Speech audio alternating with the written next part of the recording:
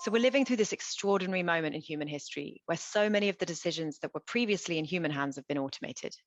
We have algorithms making decisions that affect the right to work, such as which worker will be offered what shift and where, the right to non-discrimination, such as who will receive a loan or mortgage from a bank or a welfare check from social services, and the right to due process, such as which face in a crowded street stands out as suspect to police.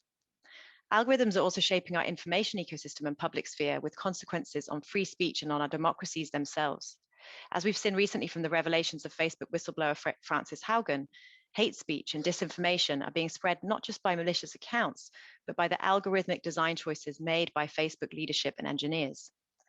So who gets to decide when and how such powerful algorithms are used, the parameters used in their design, and just as importantly, who is responsible when human rights or the public interest are harmed by these systems? Governments are rushing to answer these complex questions in the shape of new regulation and governance on AI. The EU's proposed Artificial Intelligence Act is a starting point. But to be meaningful, there are three principles that governments need to take into account. Firstly, we need red lines codified in law. Some uses of AI are simply too high risk to ever be compatible with human rights. Second, there must be a proper oversight, including audit powers, so that regulators can lift the hood and take a look at the engine, so to speak. Providers cannot hide behind trade secrets to prevent transparency and scrutiny of their algorithms.